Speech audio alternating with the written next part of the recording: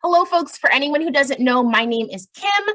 I am the Children and Young Adult Consultant with the Connecticut State Library. As you've heard me rambling a bit, I once ran a Girls Who Code program when I found out that they had opportunities for Girls Who Code to partner with folks at the state library to sort of share information with public librarians, provide support, provide extra like fun little incentive things through partnerships.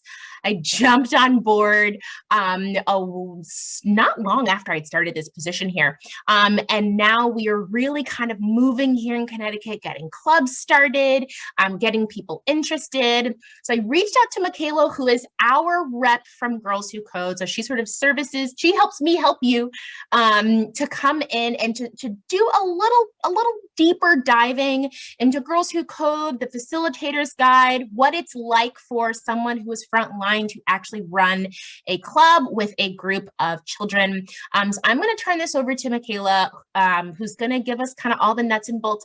I will keep a very close eye on the chat. Feel free to chatter like with each other, right? Or just sort of like share information, as well as pass questions to Michaela for Girls Who Code or for me at the state. We're going to get to as much as we can today. And I hope y'all walk away with, you know, confidence and information and interest. And, you know, that way we can get some clubs spread across our state here.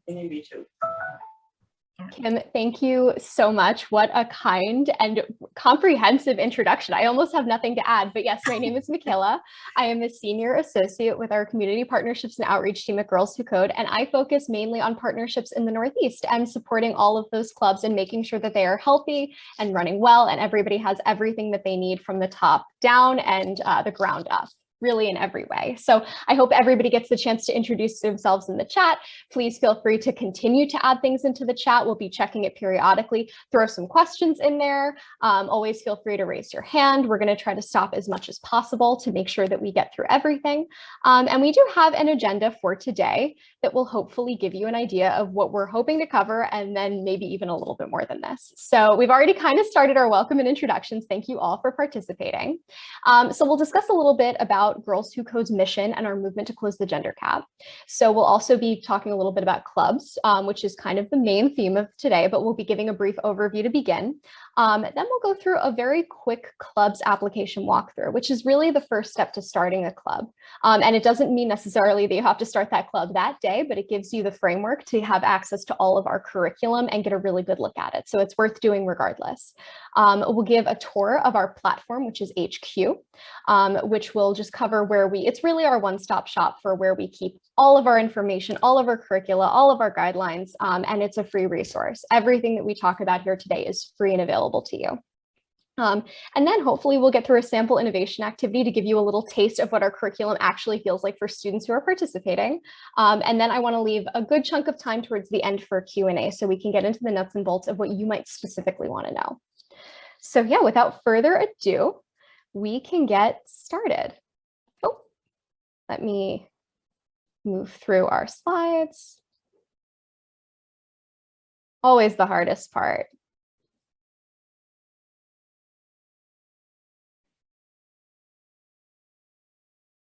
There we go. Alrighty, so what's coding really? And to put it in its most simple terms, coding is writing commands to instruct a computer to do something in a programming language that it can understand. You're just talking in the language that the computer can hear.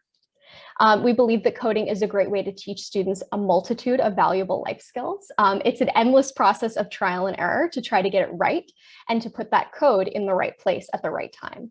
It requires resilience, it requires imperfection, and students that tinker with these challenges learn that it's okay to make those kinds of mistakes and to embrace them as learning opportunities, which helps them remain brave and resilient into the future as well. So computing jobs in the US are growing at 3 times the rate of overall job creation, but supply is failing to meet demand. In addition to that, I think that there are a ton of misconceptions about exactly what it looks like to work in tech or coding. The vast majority of coding jobs and jobs in tech are not in Silicon Valley. I think we all imagine kind of typically a man, typically in a gray t-shirt, and typically in Silicon Valley doing computer science in some context like that, when in the reality, that's not the case. The vast majority of them are located all over the country in so many different places. But the starting salary remains incredibly high for a starting salary job at $100,000. And moreover, 67% of tech-related jobs are in non-tech fields. This includes medicine, architecture, the arts. It really extends to almost every sphere available. So you can take tech with you wherever you decide to go anyway. And more than that, there are less than 80,000 computer science grads on an annual basis right now. And even more than that, this is the breakdown that ends up happening among our students. Or not among our students, actually, I should note. Girls Who Code is changing this, but this is the average number of computer science degree holders as of 2019. Only 19% of them are women, and the vast majority of them don't represent students from historically underrepresented groups in STEM and tech. This is where we come in. We're on a mission to close the gender gap in technology and change what people think a programmer looks like and does. And fortunately, you caught us. There we go. You caught us on our 10-year anniversary, which I think does better than I could ever to elucidate the many ways that we're continuing on this journey and aiming to close the gender gap and on track to close the gender gap by 2030. Can everybody hear the video? No, you might have to share computer sound. Here, let me. I think a few with mine, it's at the view options. And then there should be at the top, and there should be a button to share computer sound. And I was just typing in the chat, but I'll go ahead and say this. I love this video. It was in the email that we sent out, kind of telling people about this program. It looks like an image, but if you click on it, it takes you to the YouTube link. Do you want to try it again, Michaela? Or are you still hunting for the button? I think we should be good. Barrett, perfect. In our first 10 years as an organization, Girls Who Code has proven time and time again that we're about more than just teaching girls and non-binary students how to code. We are growing a movement of over 450,000 students served now and counting. My favorite thing from Girls Who Code definitely has to be the community that we build. It's really amazing to know that everyone around you is following a similar life path that you are, or at least enjoy something that you do. So there's always something to talk about. When I was in high school, I was interested in learning how to code, so I joined the Girls Who Code Club at my library, and those experiences allowed me to explore my interest in computer science and gave me the confidence to pursue a degree in computer science in college. I graduated with that degree in May of 2021, and I'm really excited to start my first computer science job in just a couple weeks. I got that job through a Girls Who Code hiring summit, and I'm just really grateful for the programs I got to attend and the support I received from Girls Who Code, because it really got me where I am today. And it's just been so great being a part of such an amazing and supportive community. I wouldn't be where I am today without Girls Who Code. I've always known that I had an interest in technology, but I simply just didn't know where to start. But after being introduced to Girls Who Code, it has unlocked the doors to endless possibilities in my career. In high school, I was very timid, shy, and felt like gender roles held me back from what I could and couldn't be. But after founding the Girls Who Code chapter and finding my community, I was able to learn how to program, become a teacher, a mentor, a public speaker, and it led me to pursue computer science at UC Berkeley in college.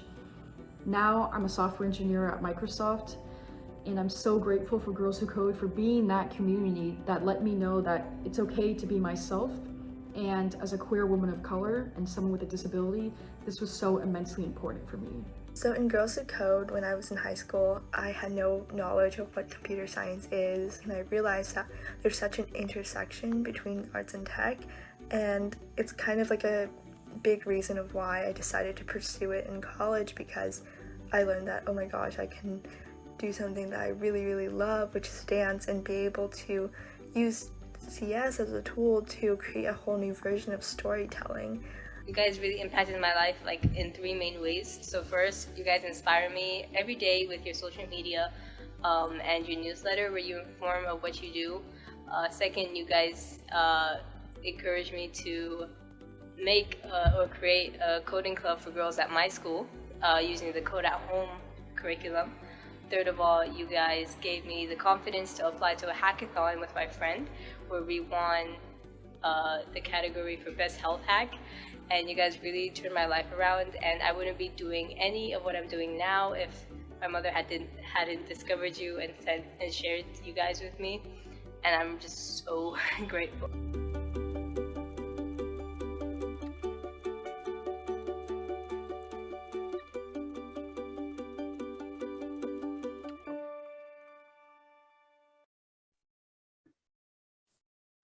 I love seeing the many, many ways that our students come away from our programming and are able to infuse that into their lives, regardless of what they decide to do.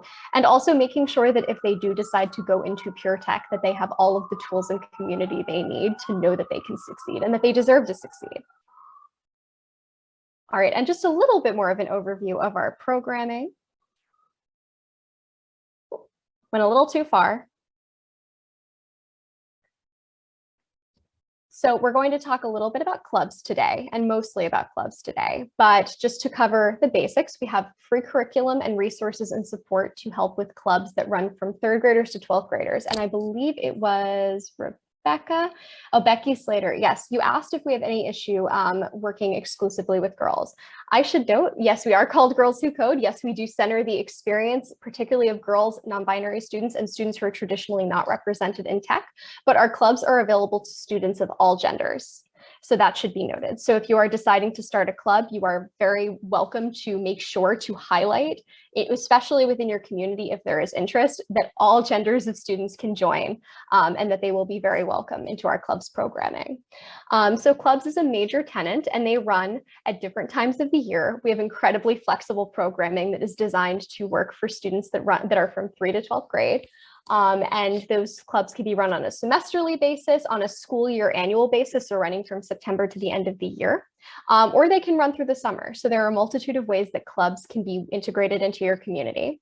But in addition, we also have a summer immersion program, and that is a free introductory computer science program, and that is for particularly 9th to 11th grade girls and non-binary students. So that is exclusive to girls and non-binary students, but that runs exclusively in the summer and is slightly different programming. And that does not require facilitators. That is all conducted through Girls Who Code and through a separate application process.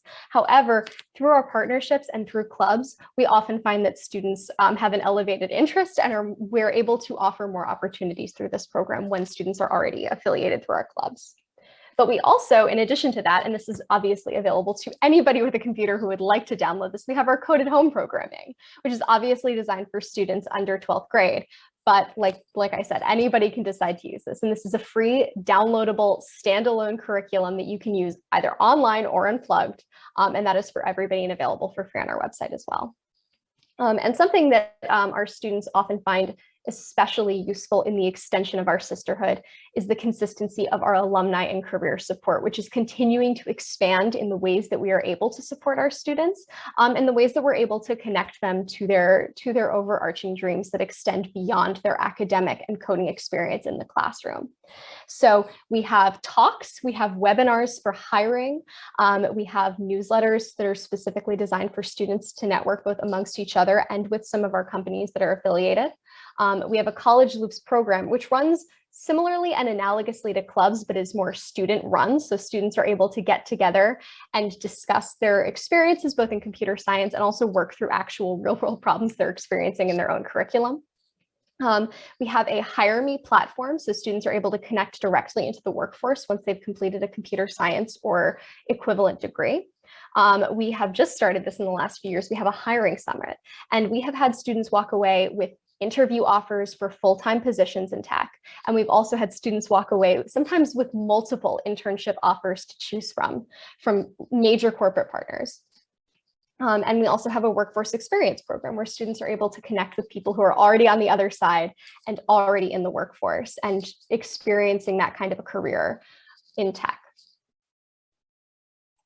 And Michaela, if we could just go back really quick, Jen posted a question in the chat, said, is it recommended that you start with a club before the summer immersion program?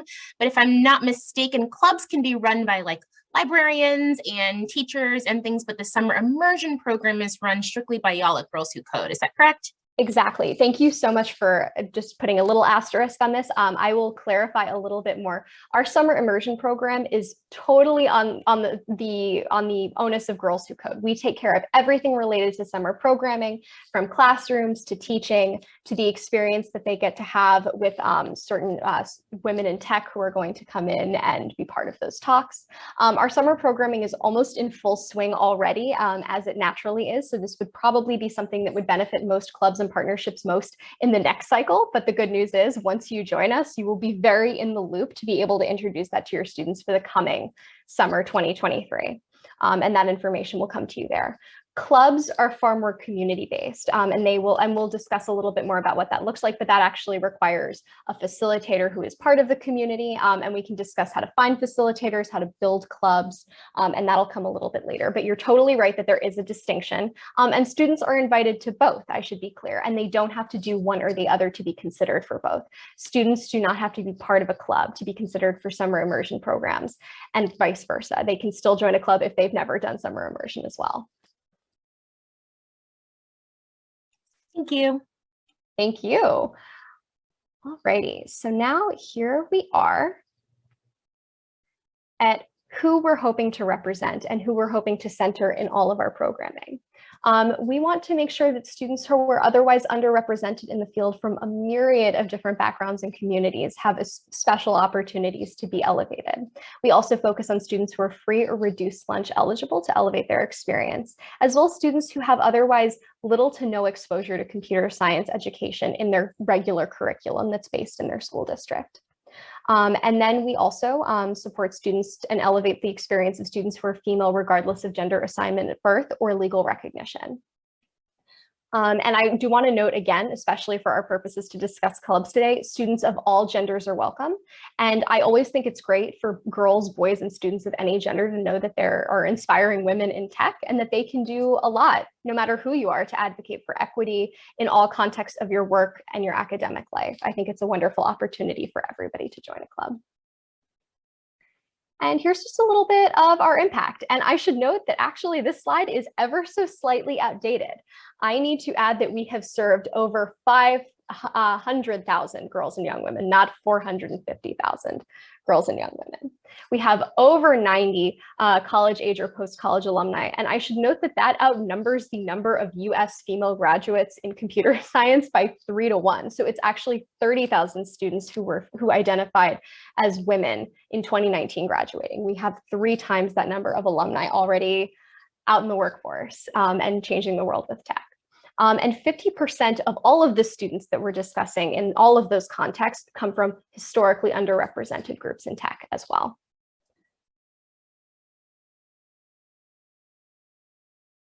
So a little bit more about our clubs.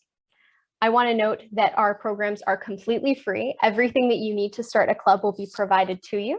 And we make sure that we add in a lot of extra goodies, all different ways to build curriculums, a multitude of ways to interact with our curriculum. And we have 2 separate age groups that we mainly focus on. So we have club programming that's designed for students from 3rd to 5th grade, and then club programming that's designed for students 6th to 12th grade. And I also want to put a little asterisk right here as well, where students do not have to encompass all of these grades in order to become a club. If you are a middle school librarian, say, you are welcome to have a club that mostly facilitates for 6th to 8th graders. That is totally acceptable. You would use the 6th to 12th grade curriculum. So I want to note that you do not have to inherently span all 6 or 2 grades.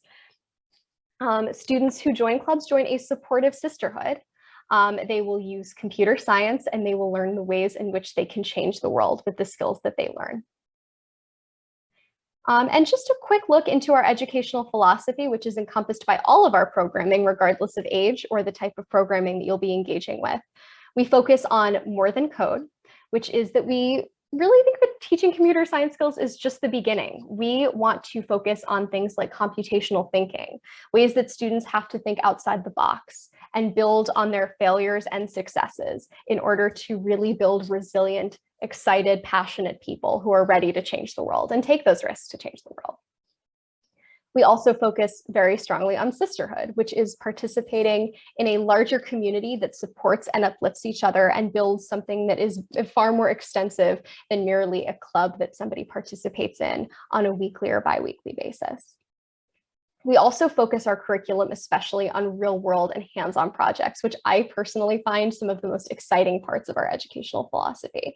Students don't just engage with learning how to code. They're able to take those skills that they learn and use their time in clubs and also our other programming to build different forms of technology that impact their actual personal community. And we have entire elements of our website that are dedicated to the projects that our students have come up with, and they are so creative. Some of them are based in social impact. Some of them are what kind of dog breed you would be. And they are all just absolutely fabulous, incredible, and creative, and are such a testament to the students that we are able to serve through our programming. And here's just a little bit of a breakdown of the different kinds of club age groups that we have and that we split up. So for 3rd to 5th grade, it'll typically run for a club for about 5 sessions. And like I mentioned, they can run from a semesterly basis, they can run on an annual basis, or they can run all throughout the summer. And they typically run for students who are from 3rd to 5th grade for about 45 to 60 minutes per session. They're typically at a very beginner level, especially considering the age group that we're typically working with here. And they have a book club model that is either online, so you can do this online, or you can do it completely unplugged and there are no computers necessary, which I think is incredibly helpful, depending on the technology access that you may have for this age group as well, and the ability to manage that age group with that level of technology. And for 6th to 12th grade, those typically run for 10 or more sessions, and those can run for 1 to 2 hours. These are able to engage students at all levels of coding. And we have a flexible plug and play model that includes over 120 curriculum hours. And those can be mixed and matched. Our curriculum is designed to be flexible enough that if there is an element of the curriculum that isn't relevant to your specific club or community, you're able to switch that out with something that is.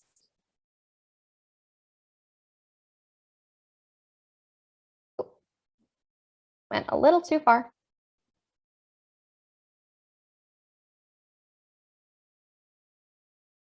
So here is our sample curriculum for 3rd to 5th grade. So as you can see, the first 5 minutes of a club, this is just a taste, would include a sisterhood activity.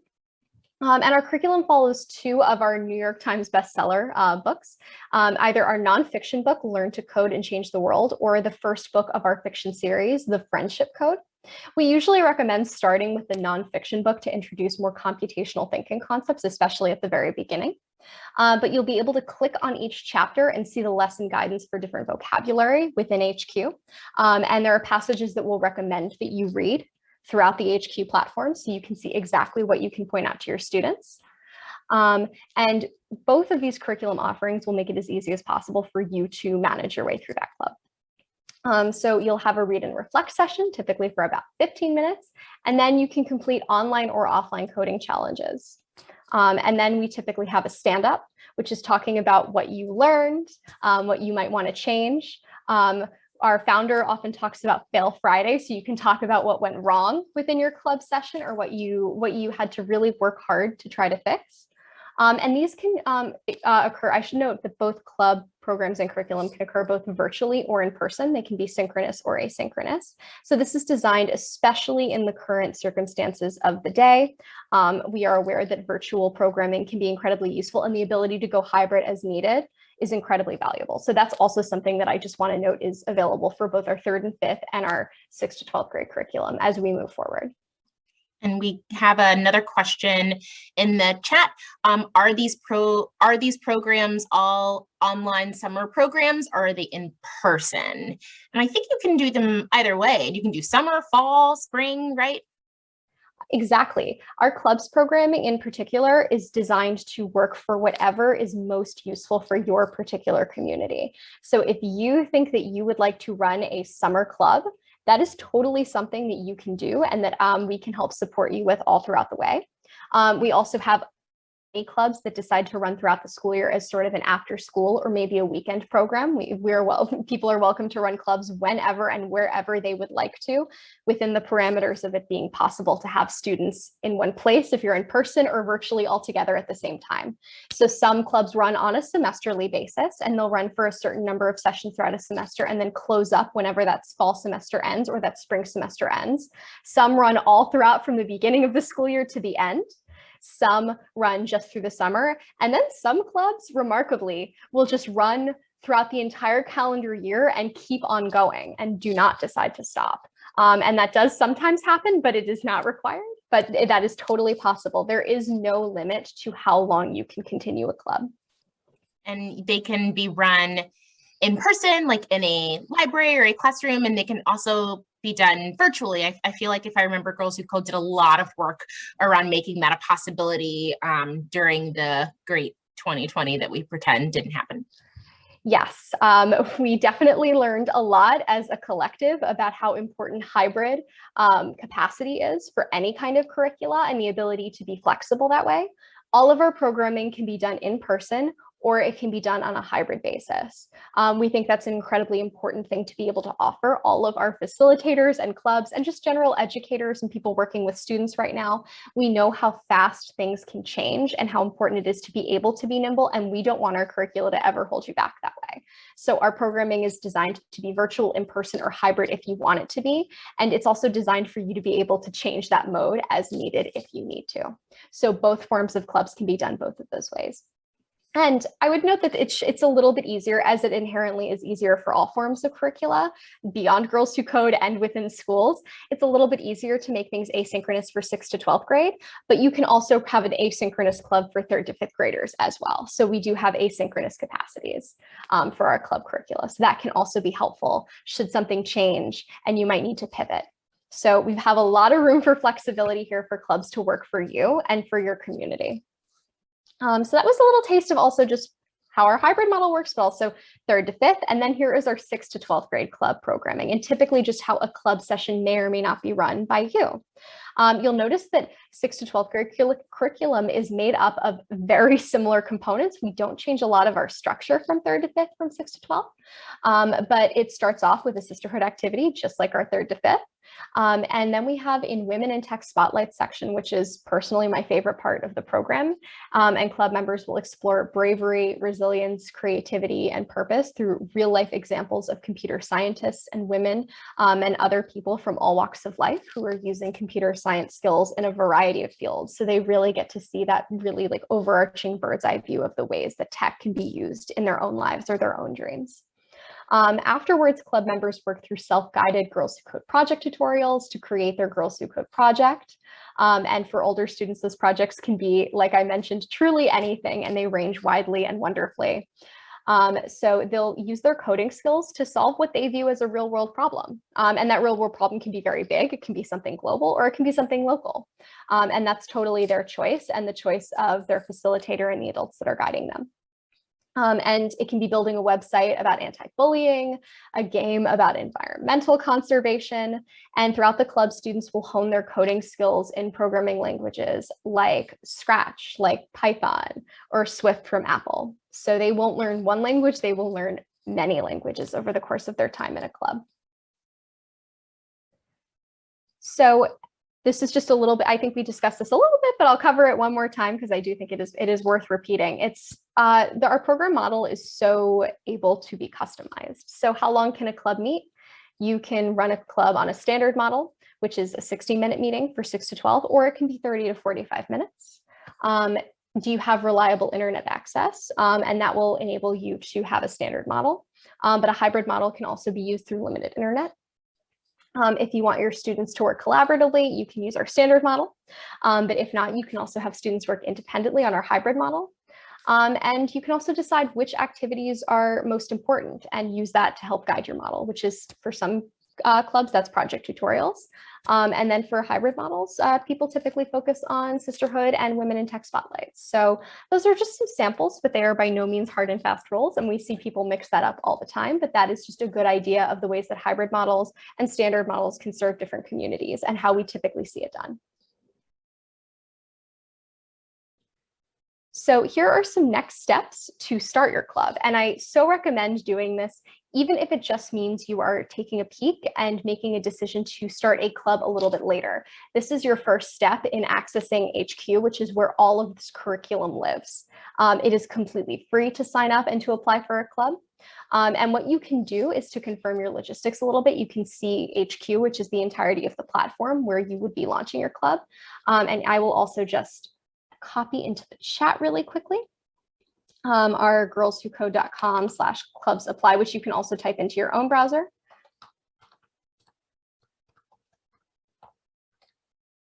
So you can click that link I just put into the chat. And you can also, I should note, once you are in HQ, I so recommend our relatively new, this is only a couple weeks old, our brand new webinar about launching and navigating HQ and exactly how to go about creating your own club. You will have access to a very detailed checklist, which I do also recommend taking a peek at, on exactly how to plan your club and what steps you've already taken and what steps you might need to take in the future to make sure your club is successful and on target and ready to begin. And then this is the customizable part of our programming, which will give you an idea of what you'll need to meet. And that'll include sort of the where, when, and the how. I also think our facilitator and clubs recruitment guide will be very useful in deciding how you'll be able to communicate with your students, how you'll be able to enroll students in the platform and tap into those extra perks. I should note one of my favorite parts of being on this side of things is I get to give away swag. So that can be t-shirts, that can be notebooks or stickers. I should also note that if you are affiliated through our partnership with Kim and are in the library system at Connecticut. Yes, let's plug Kim's amazing partnership. You tap into extra benefits, extra swag, and it connects you to the larger Girls Who Code community of these Connecticut library systems. So that is absolutely fabulous to do as well. So highly recommend if you are able to affiliate. It is an awesome option and only gives you more access and more ability to communicate and connect with us. So totally recommend. And here is just a little bit about what we support you with regarding your club all throughout your time once you have launched. So I firstly want to note that most importantly, facilitators, clubs facilitators, those are the folks who are on the ground running clubs on a session by session basis. They need no computer science experience whatsoever. If anybody takes anything away from this entire meeting with all of us here together, I want that to be the most importantly noted thing. You do not need any experience whatsoever. You can come in as a complete novice. And I think there's something incredibly special actually about facilitators, about club hosts, about partners who get to learn coding alongside their students. It is an amazing opportunity for everybody involved, and it should not be the hindrance for deciding to start a club or feeling as though you are not empowered to start a club. You can totally do this if you have no coding experience at all. So I wanted to highlight that extra. We provide everything you need. We provide support through club logistics by providing you very flexible meeting guides that you can plug in your own personal community information to make sure that they're suited specifically to you and how you would like to tailor your club. We provide virtual facilitation resources along with student recruitment toolkits to help you recruit student club members in your own community. And once you are on HQ and you are applying for a club, you'll gain access to all of our online learning, which is all located on HQ. It's just a one-stop shop for everything related to Girls Who Code. It has the application, the curriculum, all the support resources and contact links, and even ways to manage your club members and see how active you are in the context of your club. We offer lots of training and tutorials to build your own computer science skills and confidence as a facilitator, whether you're hosting this in person or virtually. And because we know how essential community is to supporting you in your clubs, we're an email away all the time, myself included. We also have larger inboxes for more specific questions about our platform or how our clubs run in general. But obviously, I am always here as an actual physical person you can email to. We want to help build community among your club members through all of our swag incentives as well. We have, this year we have tuck and toss bags for our affiliated partners, tons of stickers, pins, notebooks, and it also changes all the time. But once you have 3 or more students enrolled, you are considered eligible for all of those swag benefits. So I super recommend doing that and including students on your enrollment once you have a club ready as soon as you can. That's always very helpful in getting everybody really excited. And obviously all of your other students will be eligible as well, beyond just 3 students. And we'll connect you to opportunities to participate in all of the virtual events that we have whenever they're available, including panel discussions. Kim can vouch. She was amazing on our last panel in April, truly fabulous, and gives so many tips and tricks on how to run a successful club or to be part of our larger partnership community. We also offer different panel discussions with employees of our partner companies like Apple, Walmart, Disney. We really try to connect you to a larger coding community as well. So now I will give a very brief and very quick little walkthrough of what HQ looks like from your side. So once you log in, about 5 days later or so, you will get an introductory email that will allow you into your own HQ platform, or rather your own login. So here we go. Can everybody see this? Can I get a thumbs up from everybody who can see the change in? Perfect. Alrighty. So here we go. Let's look at just what a club looks like from 6 to 12 after you've already applied and what this platform looks like. So as you can see on our left-hand side, we have this drop-down menu, and this is really your one-stop shop here with curriculum. Here you see Clubs 101. It will give you just the goals of the program. It'll give you an idea of what our curriculum looks like. Let's see if we can get in here. It discusses the pillars of our educational philosophy. It'll show you exactly the ways that you can learn to code along with your students. It'll include icebreaker activities and the general breakdown of how all of our clubs typically run. And what I think is especially helpful for our meeting structure is kind of therein lies the flexibility of our curriculum, which is that we have really specific and tailored curriculum, especially for your first meeting. We provide you a flexible format with plenty of suggestions, but also plenty of ways for you to mix and match for meetings that extend between your first meeting and then your final meeting. And then we give you really helpful guidelines for how to wrap up your sessions if you are deciding to wrap up for that time. And that can be, again, at the end of the semester, the school year, the summer, whenever you've decided to wrap up that particular set of sessions. And then you can go again in the coming academic year, the coming summer, and it's designed for it to be that flexible for you. So as you can see, it gives you a very good and detailed idea just of exactly what you'll get in the rest of clubs as well. We have a meeting guide here, which will provide you both standard and bootcamp scope, and it can get very detailed if you need it to. But we also want to note that all of this can be downloaded and switched out. So as you can see, there are set meeting goals for a multitude of meetings. It'll give you an agenda.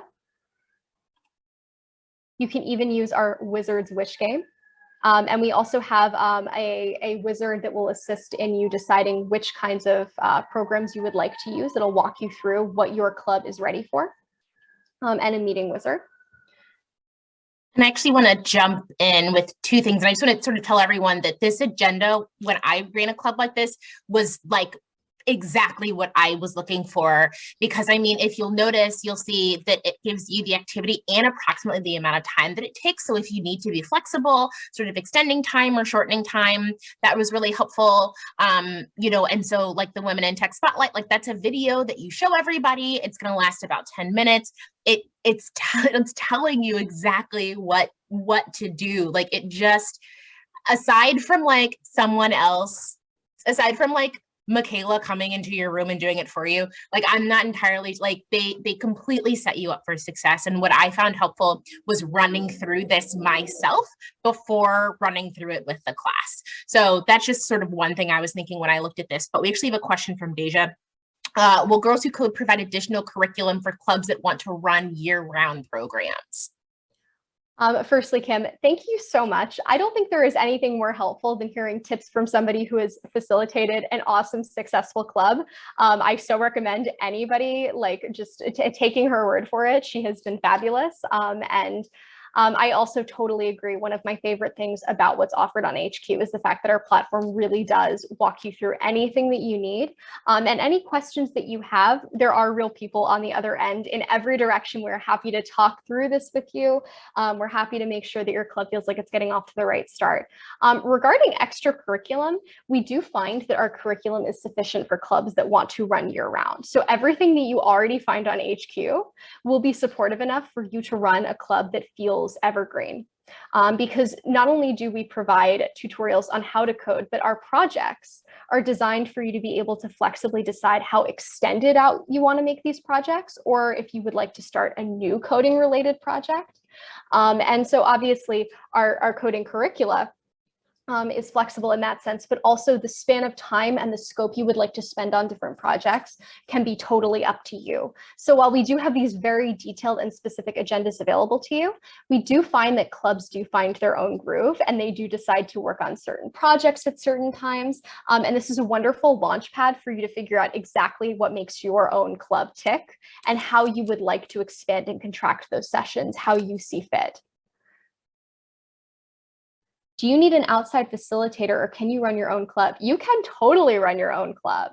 We love and encourage when people want to be involved in a multitude of contexts with the Girls Who Code.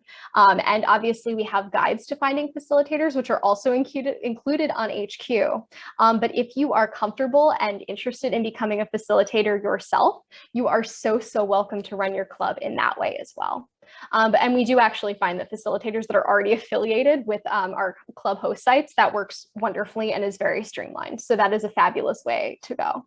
And I can say that most of the Connecticut clubs, the club starter is also the club facilitator. There are a few that have an outside facilitator, but almost all of the Connecticut clubs, the person who started the club is also facilitating the club with the kids.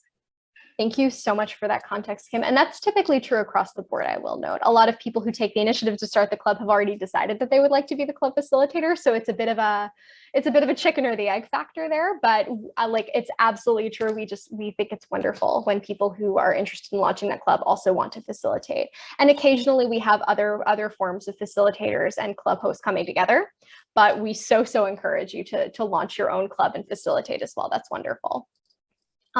So as you can see, this is a very detailed agenda. It will take you through planning your first meeting, planning meetings that are all in between your first and your last meeting, and then planning your final meeting. And it includes meeting goals, meeting agendas, different ways that you can use our programming. It even offers just a mix and match that'll walk you through what you would like, what you're hoping to succeed at, and how to get there using our curricula. It's very well mixed. In addition, we have tons of student recruitment resources, because that is definitely a piece of the puzzle. I think especially regarding students who aren't coming into it from like a traditional after school program standpoint, like through a library system rather than a school, this can be really helpful for ways to demonstrate how exciting and fun this can be for students and the opportunity that presents itself. So we have a ton of slideshows to show students, different tips. We have our project gallery, which I think is just awesome to take a peek through if you ever would like to. So once you're on HQ, that's just a wonderful option, but it can show students what their peers have been doing through our programming as well. We also have, and this I think is another thing I would like to highlight very highly within our meeting today, is that we have a ton of webinars and programming and different things that you can look through once you're on HQ that are firstly very new. I can't emphasize how updated these happen to be just by the luck of when we happen to be meeting. These have all been updated like really late May, a couple weeks ago. So these webinars are very up to date. They will give you all of the information you need on the nitty gritty on how to launch your club within HQ. It'll walk you through it. It'll show you exactly how to add student members into your HQ platform. It'll show you how to navigate it on a very deep level. And it's a fabulous resource. So I can't emphasize enough that once you're in HQ, you just have really everything at your fingertips that you could possibly need. So yes, we have webinars, we have a demo of virtual club meetings, which I think is just a fabulous way of going through it before you ever have a meeting. You can have a really good idea of exactly what to expect. And you can avoid any snags because it'll show you exactly what you need to have downloaded, have pre-prepared, what you might want to cover. It really just runs the gamut. So I so strongly recommend getting into HQ, taking a peek around. And I should note that you are not obligated to launch your club the moment that you make an application. You can set a later date for when you would like to launch a club as well, especially for folks who might want to launch a club in the fall, say, rather than doing it over the summer. That is totally okay. And if you're in HQ already, that just means that you get a little bit of extra time to poke around, to make some decisions, to facilitate exactly what you're hoping to cover throughout either the semester or the entire academic year, or if you want to keep going through the next summer too. It's just a really wonderful opportunity to take a peek even earlier. So I recommend, there is no obligation. Please feel free to jump in on HQ and apply to have a club before your intended start date. I think that's a wonderful opportunity for everybody. Oh, perfect. Carrie, thank you for asking. Exactly. So I hope I just covered your question enough, but feel free to add a supplementary question if I didn't totally cover it. But yes, please jump in on HQ and apply for a club even before your intended start date for a considered club. And obviously, applying for a club is not if we need to adjust your start date, if you have more questions, we're here to support you. And there is no inherent obligation the moment you apply for a club that anything is set in stone. We're ready to be flexible with you and to figure out how we can make this work in your community. So maybe to Carrie and Emily, if you're thinking that the summer is maybe too soon, maybe you already have your summer planned and sort of ready to go, you can put a start date in there for like September 15th, right? Just sort of something in the fall. And if you think, I think maybe September's too soon, I think we need to start October 1st, then that date can be moved and adjusted. Is that kind of right, Michaela? Like if someone's like, I don't know what date, but they know fall, they can kind of pick a day and move it if they need to. Exactly. Nobody is going to be held to like any perfect date many months later. If we need to move things, we really want this curriculum to actually work for your community. And part of that is designing it to be as flexible as we've all needed to be, especially in the last couple of years. So we totally understand that if you need to take a peek in here, see how this curriculum actually fits into what you're hoping to do, like on a larger scale with your academic year or your semester, and then you need to make some adjustments, we're here for you. We're ready to help you. And also we're glad that you're in the platform so you can see that too. And that might be the best way in a lot of contexts for people to really get a good idea of where they want this to live in their own programming and what they're already deciding to do. I see Becky asked, do I need a facilitator from the network? Does that involve a cost? Actually, Becky, I think I'll ask a bit of a clarifying question here. By from the network, do you mean like from your own personal library network? Or do you mean like another context that you might imagine a facilitator coming to you? And Becky, feel free to unmute. Everyone should have unmute ability. Sometimes a question does require verbal words. I was wondering if I need to reach out to you to find a facilitator. You said you have a network of people that possibly could help me out with that. And I was wondering if I reach out for that, does that require me to pay for a facilitator and how much they would expect to get paid? That is a great question. I should note that Girls Who Code is here to support you in how to find a facilitator, but we don't inherently have like a facilitator network of any paid facilitator professionals for you to tap into. So how our club's programming typically works is somebody who is looking to launch a club, if they're not like designating themselves as a facilitator, they'll be able to tap somebody in who's probably already part of their community in some way. Typically, if it's like a library network, it might be another librarian, or it might be somebody else within the library community that's already affiliated or already working with you or alongside you. And they're welcome to. In teacher context, sometimes these are after school program teachers already, or they're academic teachers, things like that. But a facilitator is an unpaid volunteer who is part of the community, who is wanting to integrate this kind of programming into their community already. So our facilitators typically come straight from the community, and we actually find that to be really, really positive because we find that it really builds something very different when we're able to have people who are already within your network come together and create these kinds of programming for students with the things that we're able to provide you. Exactly, Kim. This is a really great opportunity. If you're already affiliated with the school system within your own district, that is a great time to just shout out anybody who might be interested in facilitating. We often find that teachers are very willing and able and excited about the different ways that they can include other forms of after-school programming, especially if there isn't computer science programming already in their curricula. So this is a great way to join up with any schools in your area that might fit that bill. So that's that's a perfect example of some creative ways that you can find facilitators. We also have a lot of guidance on how you can find facilitators within our resource library and within HQ. So you will not be alone. And we also have on our map, actually, and this is something that we include. Once your club is kind of up and running to some extent or has a start date, it'll exist on our Girls Who Code Club's map. And sometimes people who are interested in being facilitators, say they're a teacher that's nearby, or they're otherwise affiliated in like the education sphere or the computer science sphere, and they would like to volunteer as a facilitator, they'll be able to note that your club on our club's map on our website is in need of a facilitator. So there are multiple ways for you to kind of shout out, hey, we're looking for somebody in the community who might be interested in fulfilling this obligation. And facilitators can be flexible. There can be more than one facilitator. So if there are students who are not students, if there's a facilitator who cannot serve their students for every session you're hoping to attend, you can have more than one. They can switch off, they can do it together.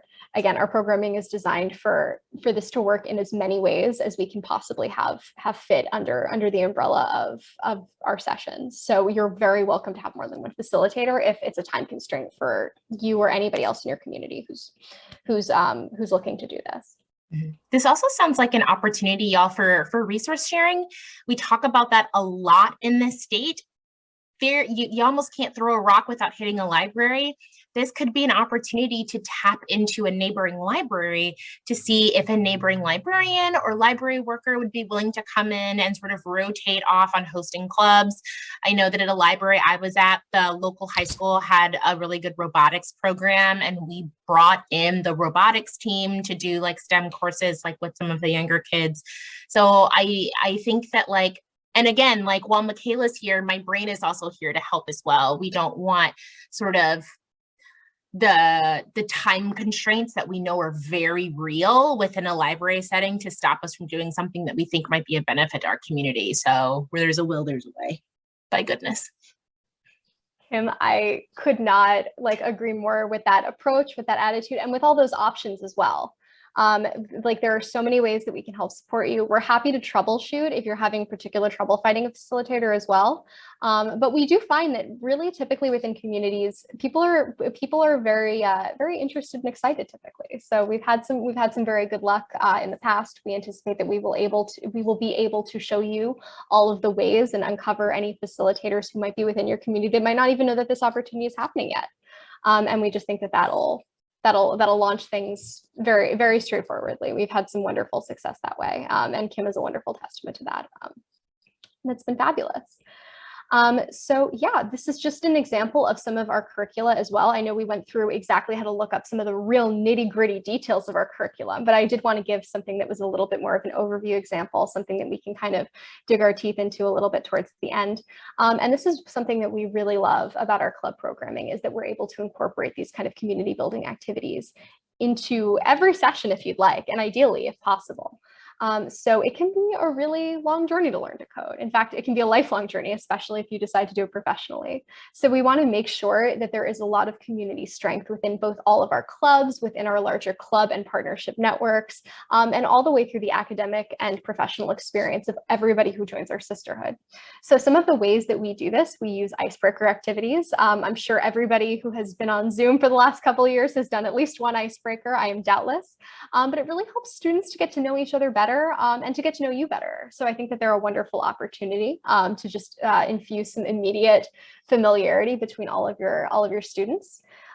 We also have communication activities, which focus on the different ways that students can work together in circumstances that are a little bit new to them. And that's designed to be perfectly analogous to the many, many ways that they'll be doing new things within the club itself. So that's a wonderful way to get your students a little bit loosened up, a little excited to try something new with maybe some new people. And then very similarly, we have a lot of teamwork activities, which focus on problem solving, and as our larger pillar, computational thinking, how to work through problems that might not have an obvious solution or an inherent end to a problem. Like it's a long-term problem, it's complex, it requires ongoing thought. So we have a lot of activities that'll provide a lot of open-ended problem-solving opportunities. We also have innovation activities, which are designed for them to think creatively and then to share those with the group. It is so important for students to be ready to share their accomplishments, their curiosities, and their hopes with the entirety of their club. So we focus a lot on that. And I do have one example that I really love of one of our sisterhood building activities and our innovation activity as well. So it's pitching a product. So the instructions are obviously that you will come up with a noun and an adjective. You put it together either in person or virtual in a cup of a bunch of random adjectives and a bunch of random nouns, as you can see in the yellow and blue bars on my right-hand side, some of the examples that we have here. We have each team within your club choose an adjective and a noun to create a product name. So that can be glitter coffee or bouncing pants or power potato. And each team has 10 minutes to come up with an imaginary product that they'd sell and their pitch. Finally, each team pitches that product, and then they debrief about what they learned about how to pitch a product that might not even have a really obvious use to it. So for an example, let's say you get glitter coffee. That's one of my favorite examples personally. And they might say something like, have you ever wanted to feel the power of a unicorn? Want a drink that's as beautiful as a rainbow? Then you should try glitter coffee. And for only $5 a cup, you can get all the shiny caffeine that you could ever wish for. And I'm sure within 10 extra minutes, they would come up with something far more robust, but that is a gist of exactly how this kind of activity works. And it gets students thinking, it gets them laughing, it gets them collaborating, and it's just a wonderful way to begin a club activity. And we have a multitude of activities that are just like this, and also many that are a little bit different too.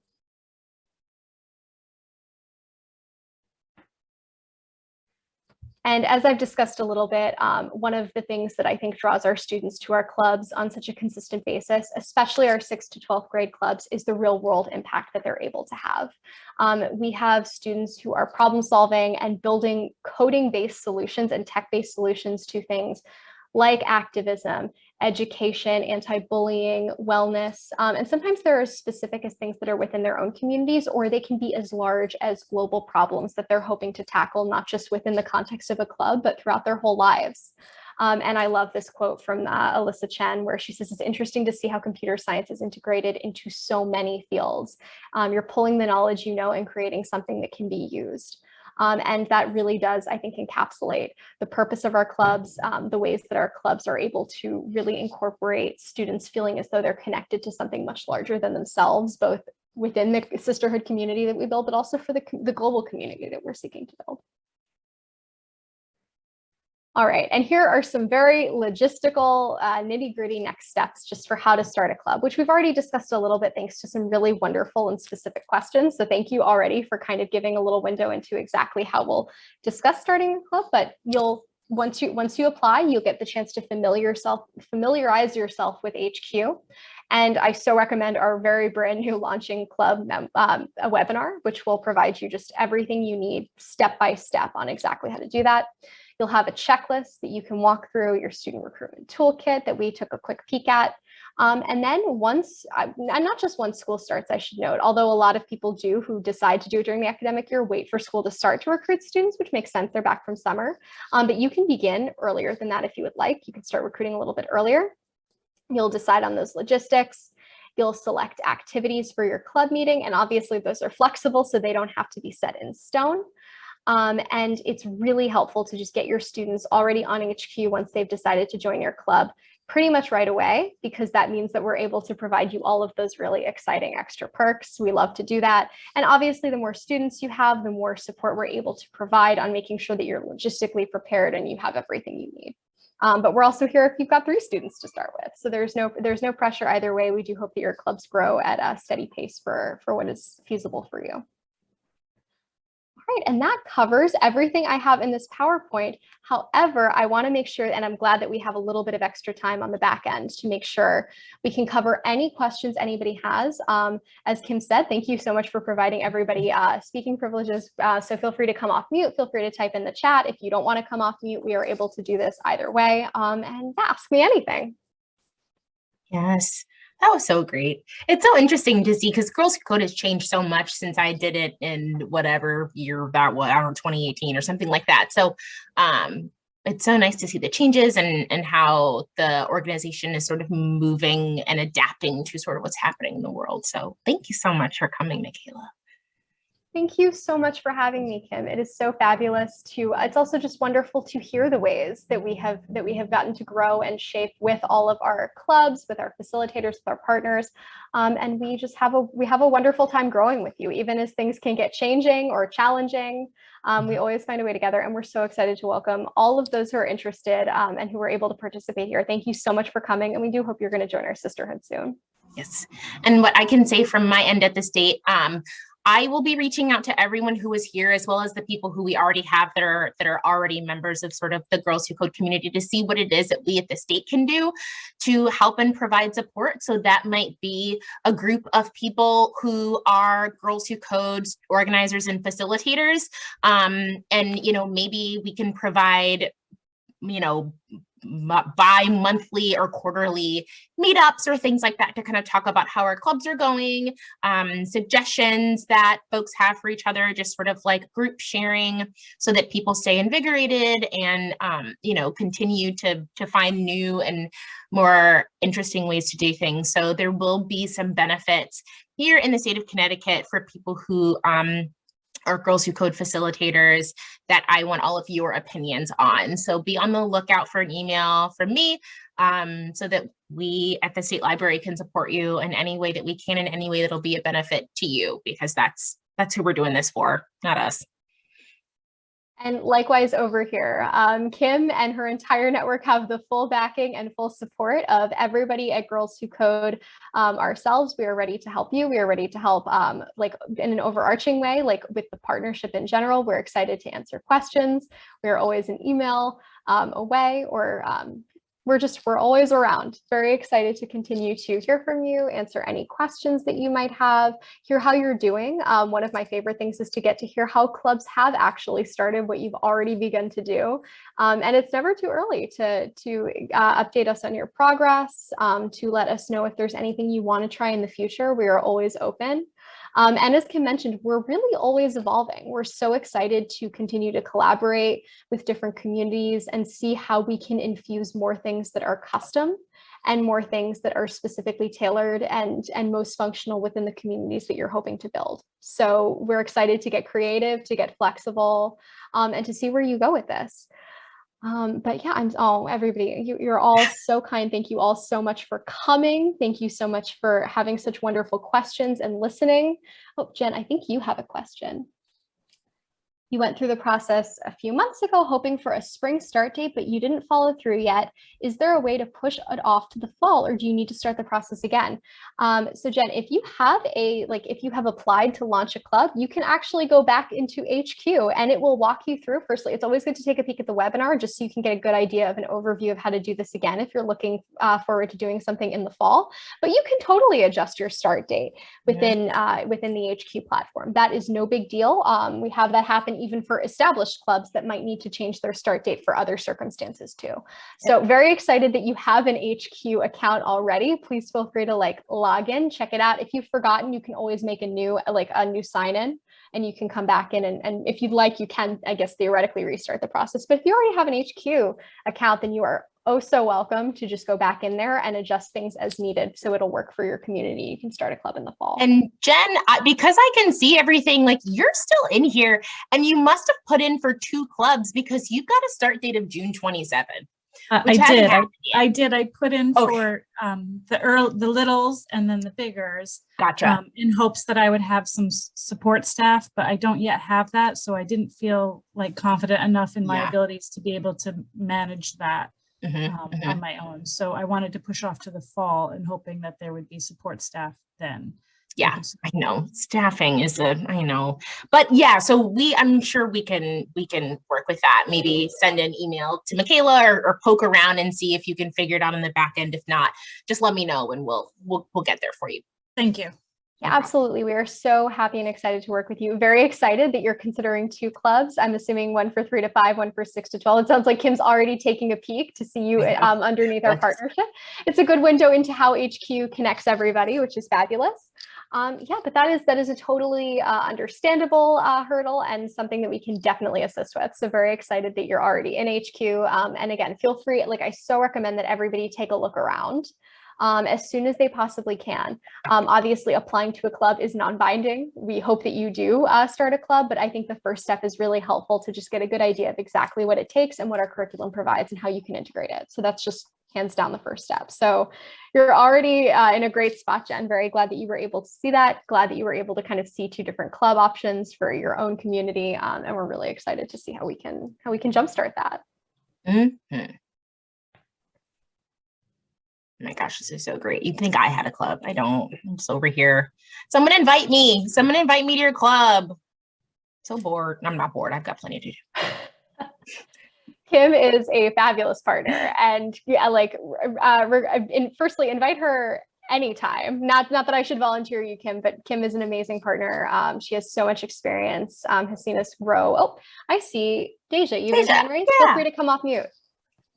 Yeah, sure. I just wanted to make sure that like we don't have to do anything special, I guess, to join like the CT State Library partnership. Like basically when we apply, like it's already gonna be, done for us. Is that how it goes? Or I don't know. Is there a way to show that, Michaela, actually? So there's like a button. You have to like click that you're like affiliated with the Connecticut State Library. You can do it during the application process, but you can also do it if you already have a club and you haven't done it from HQ. Is that right? That was an update that was made to HQ, Michaela? You are 100% right, Kim. You could practically give an HQ tutorial all on your own. Read the emails. I can just jump off of Zoom, right? I didn't even have to be here this time. But no, Deja, Kim is completely correct. That is totally something you can do. Unfortunately, because I have like just a specific test account that I use to demonstrate all of these things that isn't actually affiliated or able to affiliate with partnerships, I can't show you exactly where that lives on an application here, but it will be part of a menu option that you can look at when you're applying. You will definitely see it. It definitely lets you know, like, hey, do you want to join a partnership? And obviously just make sure you know the name of your partnership and it'll come up and you'll be affiliated. And if you're not already affiliated, you can affiliate yourself through that platform. And our webinar will cover that and truly everything else. So you should be all set if you're deciding to apply now, if you happen to already have an account and you would like to affiliate with your nearest partnership. Okay, thank you so much. Of course. Thank you for that question. That's a really good question as well, because that means that you're sure to get extra swag once you're underneath that partnership. And we love extra swag. Mm-hmm.